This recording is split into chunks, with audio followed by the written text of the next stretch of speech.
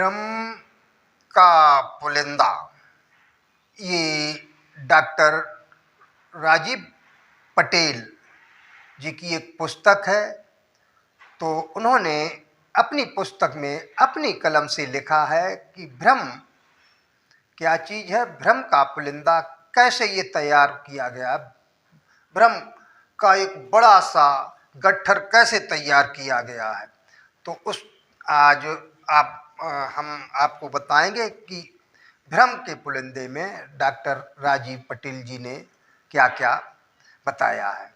तो ये अपनी कलम से लिखते हैं कि भ्रम का पुलिंदा बनाने वाले एक भ्रमवादी गिरोह के मुखिया ने सबसे पहले सम्यक संस्कृति के पाली भाषा में प्रयुक्त होने वाले शब्दों, जिनका भावार्थ सम्यक काल में गुणवाचक संज्ञा होता था, उन सभी गुणवाचक शब्दों को सम्यक काल अंत काल में व्यक्तिवाचक और जातवाचक संज्ञा के रूप में प्रत्यारोपण कर दिया गया। किन्होंने किया? जो ये भ्रम फैलाने वाले लोग थे, जो सही बात को गलत बात कहने वाले लोग थे, उन्होंने, जिसके परिणाम स्वरूप आज उन शब्दों का सारा स्वरूप ही बदल गया है।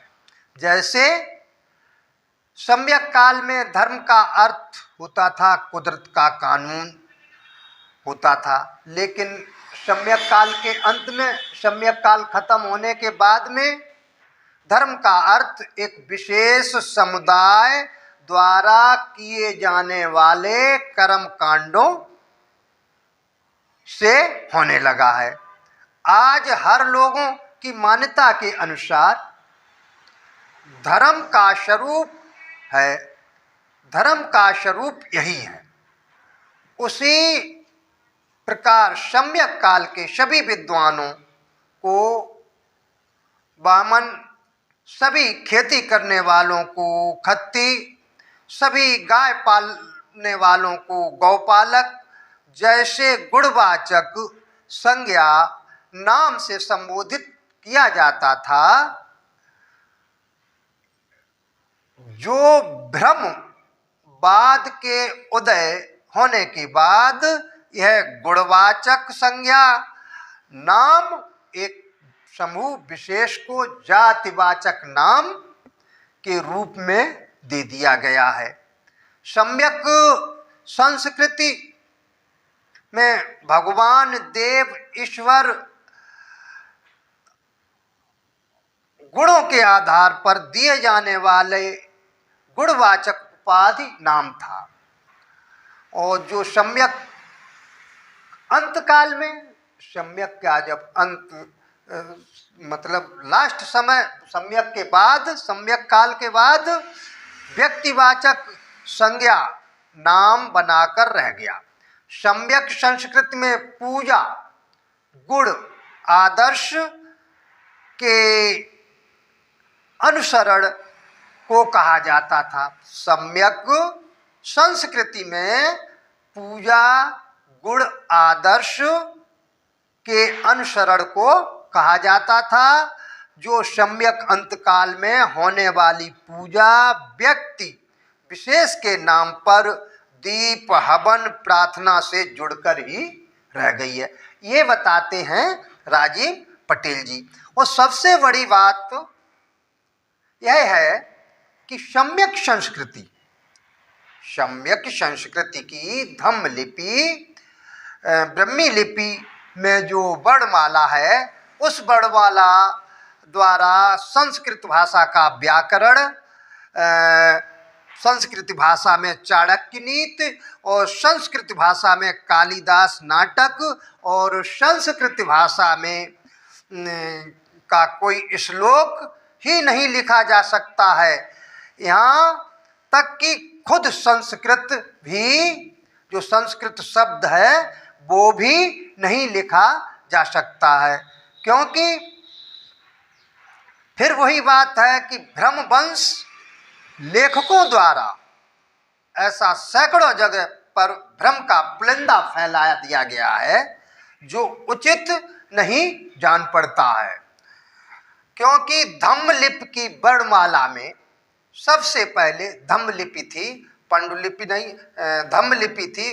धम्मलिपि वर्णमाला में ऋर, ऋर का और औ, अंघा, ये शब्द, और इसके साथ शरीफा वाला सा और षटकोण वाला सा से पूर्व 6 तर्ज्ञा, ये 7 शब्द नहीं थे। साथ में हलंत, चंद्रबिंद, विसर्ग और रा का संयुक्त प्रयोग भी नहीं था।